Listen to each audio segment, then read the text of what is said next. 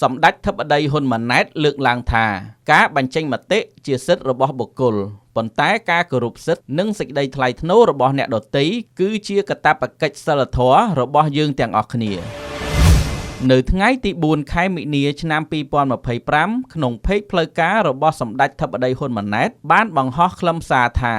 នៅក្នុងមួយរយៈនេះខ្ញុំសង្កេតឃើញមានសកម្មភាពឬការបញ្ចេញមតិរបស់បងប្អូនមួយចំនួនដែលធ្វើឲ្យប៉ះពាល់ទៅដល់អារម្មណ៍និងសេចក្តីថ្លៃថ្នូររបស់អ្នកដទៃជាពិសេសស្ត្រីភេទសម្ដេចធិបតីបានបញ្ជាក់បន្ថែមថាខ្ញុំគិតថាអ្នកដែលធ្វើសកម្មភាពឬនិយាយមួយចំនួនប្រហែលជាមិនមានចេតនាអាក្រក់នោះទេហើយគ្រាន់តែចង់បានការចាប់អារម្មណ៍ពីសំណាក់អ្នកមើលឬអ្នកស្ដាប់ចំពោះសកម្មភាព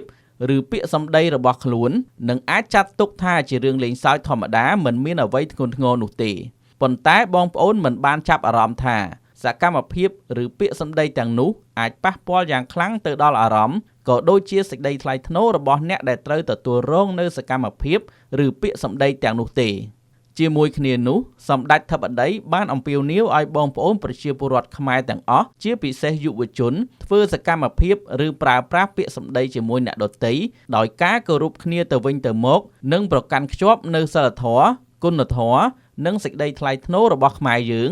ឲ្យស័ក្តិសមជាប្រជាពលរដ្ឋដែលរស់នៅក្នុងសង្គមស៊ីវិល័យបើទោះបីជាសកម្មភាពស្របច្បាប់ឬការបញ្ចេញមតិជាសិទ្ធិរបស់បុគ្គលប៉ុន្តែការគោរពសិទ្ធិនិងសេចក្តីថ្លៃថ្នូររបស់អ្នកដទៃគឺជាកាតព្វកិច្ចសីលធម៌របស់យើងទាំងអស់គ្នា